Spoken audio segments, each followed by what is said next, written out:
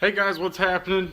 Today is Thursday and we finally have got parts for the 6.0 truck.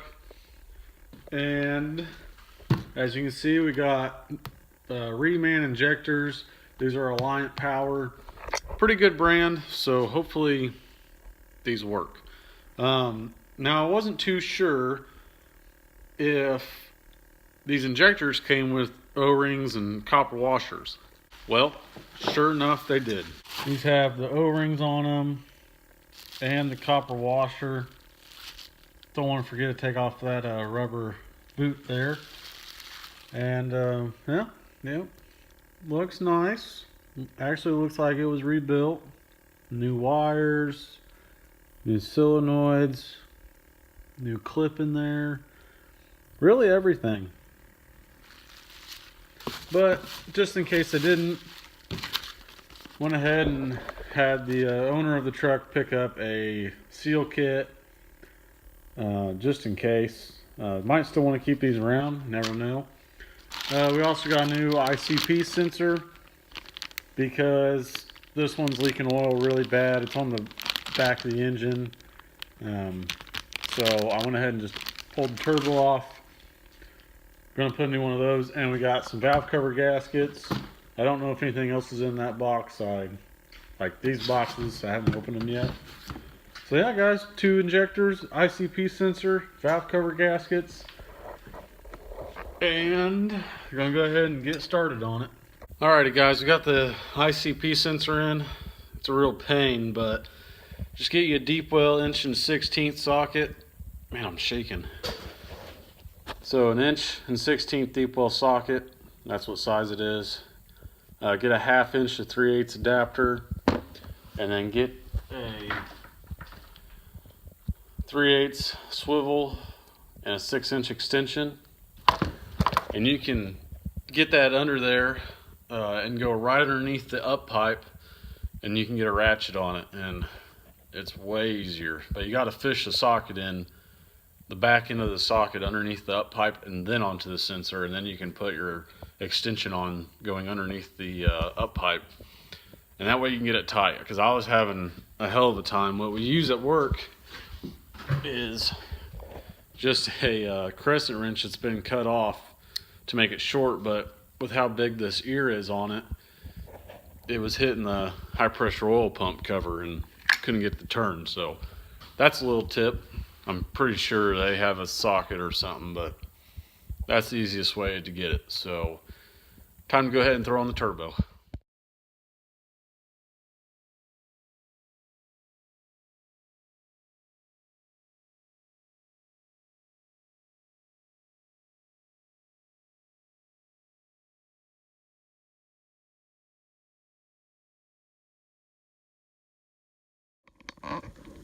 Alright guys, didn't do a video of it, but there is the new number, what is this side?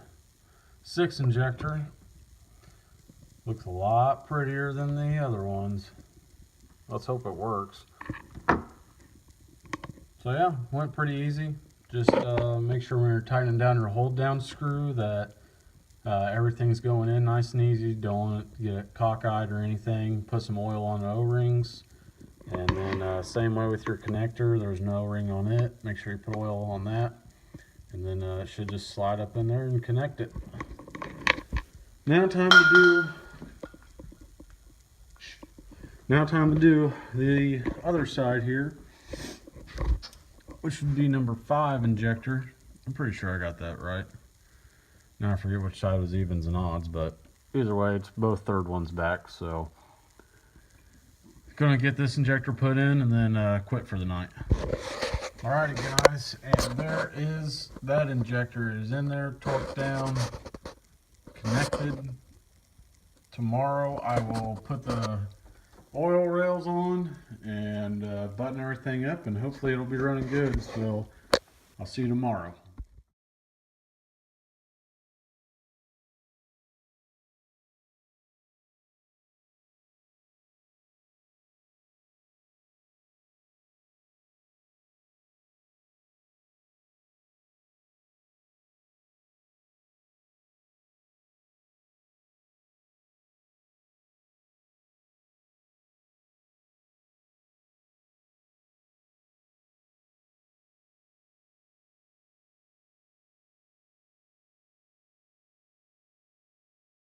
Alrighty guys, got everything put together, filling up the coolant right now, using the air vac. This thing's freaking awesome. You just gotta keep this down in the coolant and it pulls the vacuum on the cooling system and sucks all the coolant in there.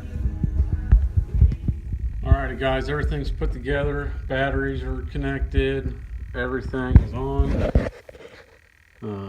Gonna go ahead, clear the codes, go to start it, see what happens. It's probably gonna misfire pretty bad until those two injectors get oil and the air out of the oil, but let's see here.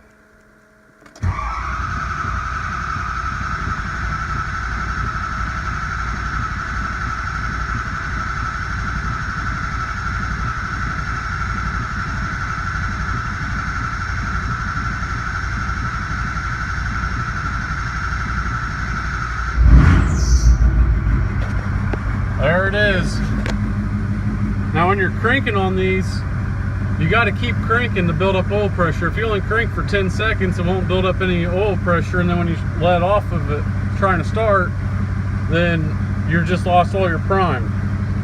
And it seems like it's idling pretty good, actually. I'm surprised. I don't feel any misfire. Let's go outside and see what it sounds like. It's definitely idling a lot smoother than what it was before. Looks like the belt's chirping a little, probably got a little coolant on it. Definitely idling way smoother.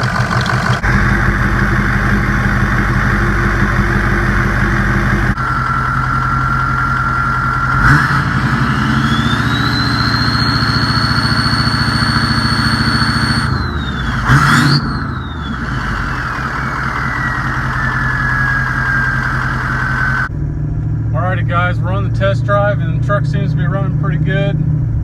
It's definitely got a lot more power.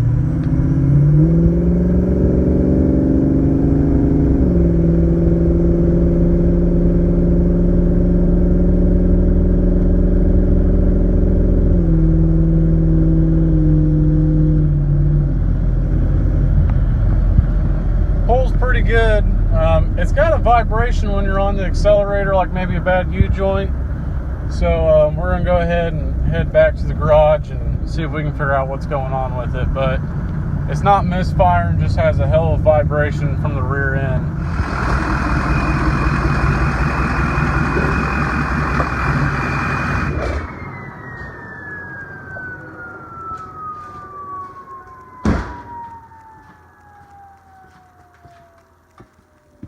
Alrighty guys, we're back at the garage now. Ran fine. Had plenty of power, but this thing's got a vibration from hell. And I think it's a U-joint or carrier bearing. I'm not 100% sure. So,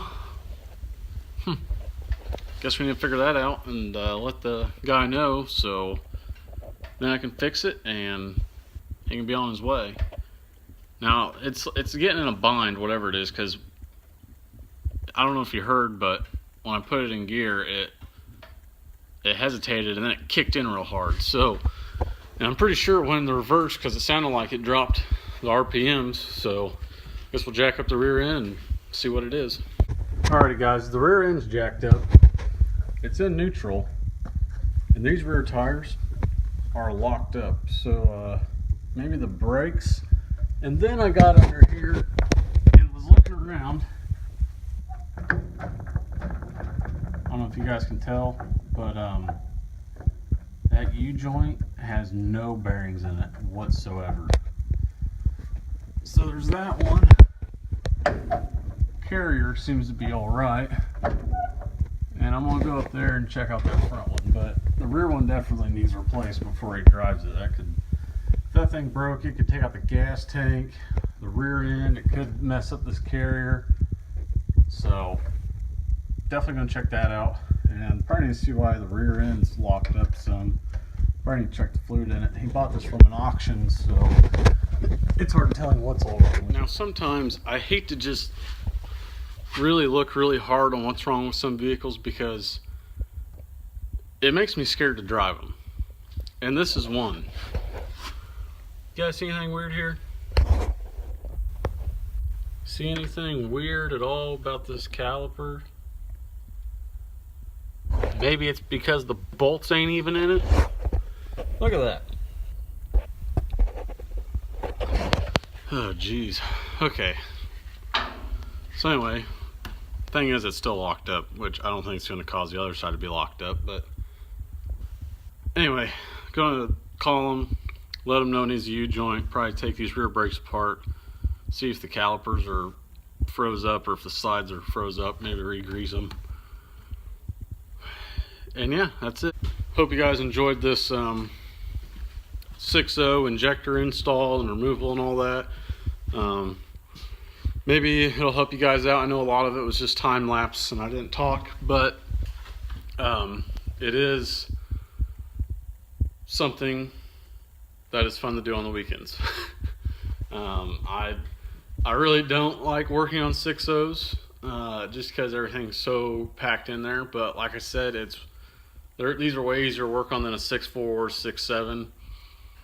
The 12 valve and a 24 valve Cummins are way easier to work on, so I think I'll stick with those. But anyway guys, hope you guys enjoyed this video, and please like, comment, and subscribe.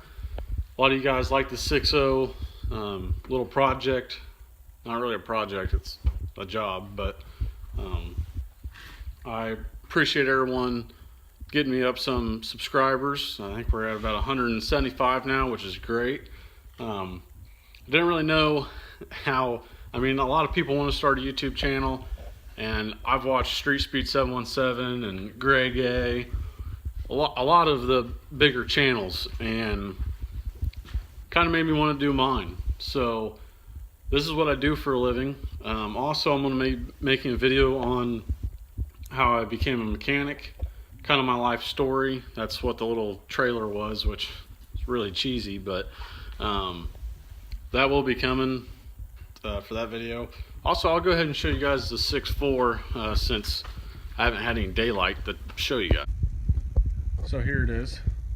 You can see it's got the smoked headlights in it and the clear cab lights. Since it's white, I like chrome with white or black with white.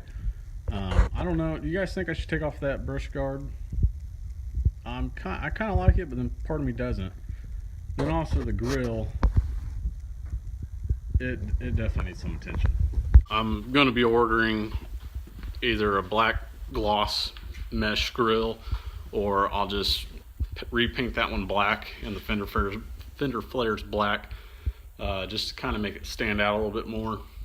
Take off the little blue stickers. I think it used to be like a state truck or something. So anyway guys, thanks for watching. Please like, comment, and subscribe if you haven't already, and I'll see you in the next video.